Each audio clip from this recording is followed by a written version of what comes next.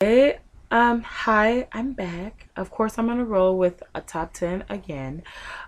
This time is going to be women's and men's top 10 favorite conversations or topics you have with someone, whether you're online, in person, and on a date when you're trying to get to know them.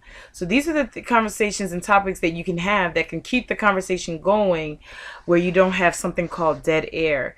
When you have dead air in a date, that can make or break you while getting to know the person. And you don't want to have a lot of dead air. You don't want to saturate it with too much conversation, but you have to have an equal balance. And these are topics that you know that you can pick, 1 out of 5, 1 out of 3 that you can go with for the night as you're getting to know the person or randomly having conversations with someone either at the library, grocery store, whatever, and you're trying to get to know them. So these are the topics that you can have with someone, conversations that gives you insight into that person to see, hey, is this person worth getting to know further, going on a date, maybe going out for drinks or dinner. Number one is you can have conversations, and great way to have conversations is about their hopes and aspirations. Lets you know what they're thinking, what they see for themselves, what they see for their future. Can you see a future in that future and aspirations that they have and in their hopes? Two, hobbies, interests in general. Like the hobbies they're into, interests. A lot of times somebody can be into a lot of hobbies that you may not be into, but don't be scared to think outside of the box and be more adventurous and say, yo, I've never tried that or I've never been that adventurous, but seeing that you're that adventurous or you're into these type of hobbies that I really always wanted to try but never had the opportunity or been with someone that I did never really had the opportunity to do it, but I'm willing to try it, is a really cool thing. And it also shows that person that you have a wild side, a spiritual, cool, open, free, easy, breezy. The next thing is music. Whether the person says music that you're not into, don't dog out the music. You just tell them like, yo, heavy metal has never really been my thing. I'm more of a jazz, classic rock person. But I wouldn't mind, if you recommend a heavy metal album one day. We could actually sit over a glass of wine and listen to a track. We can listen to some mine. Have a little battle of the bands or something. Now the next one is dreams. You guys can talk about, funny, dorky dreams, or you can talk about dreams that person has for not themselves. Only takes it to a more serious conversation, but it allows the person to know and see that you do have a serious side, like you are interested, because these are probing good questions you ask someone when it shows signs that, yo, I'm interested, I'm knocking. Next one is romance. Okay, for some reason, a lot of men butcher the hell out of this. They confuse romance with sex. When you're a guy and you are talking and speaking to a young lady or a woman, you want to know things about her in a sexual way or manner, you don't go off taking it into the sleazy pornographic way. That's just disgusting and it doesn't make sense.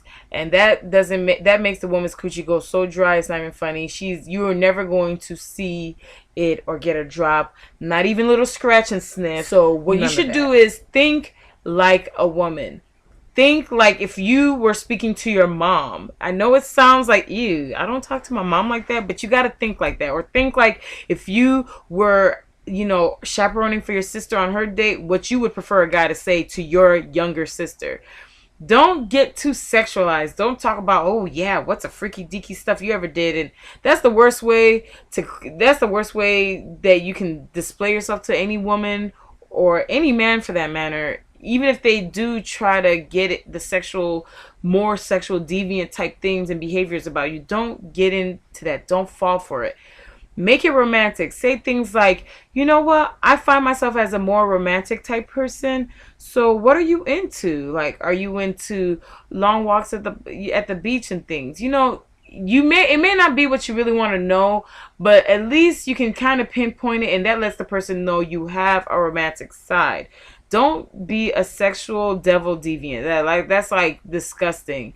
And that's a quick fire way to never get a date. Trust me on it. And the only women you'll attract in something like that, or the only female you're attracting in a situation like that, will be people that's not worth bringing home to your family. Next thing is talk about their friends. You can have conversations about your friends. Don't talk about your wild and crazy friends, your friends that you get drunk with every weekend, things like that, because that makes you look kind of irresponsible, trashy, like you're not ready to grow up. You just talk about, like, reminisce on things like named Jessica. You know, she's very free spirited. She's very cool. You know, the thing I do like about her the most is that no matter where we go, whether it's at the bookstore or not, we have the most greatest time, the best conversation. And that's a good way to break into finding out the characteristics of friends that they hang out with to better understand the kind of person that you're dealing with. Now, the next conversation is travel.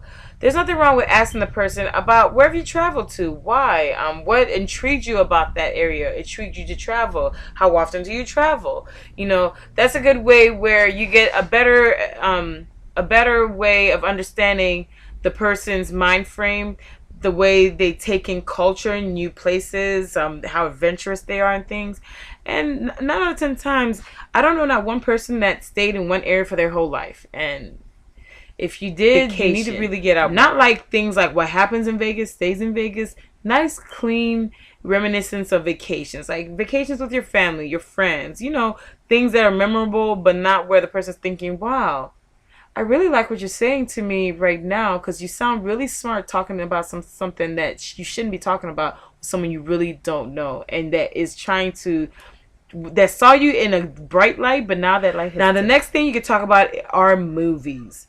Yeah, girls are interested in movies too, but guys are really more into movies than women are.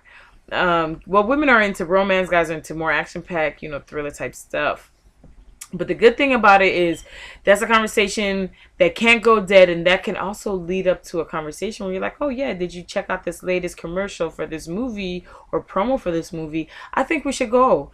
I think we should go together to this film. And the fact that you guys had all these arrays of topics to talk about in your conversation, why wouldn't the person want to go on a date? Especially if you will. Now, the next thing is entertainment. But entertainment is a conversation that you'll have with someone that's really into entertainment and stuff, but you really don't want to get too much in it because it makes you look like you're a homebody. You don't have a life, and you live like your life vicariously through celebrities, and you don't want to look like that. So that is my top 10 favorite conversation topics when trying to get to know someone, or trying to just shoot out and have a great conversation with someone on your first couple of dates. So don't forget to like, subscribe, comment, and remember, sharing is caring. And let me know how these advice work out for you. Thanks for checking out my video, and Patu is out this bitch.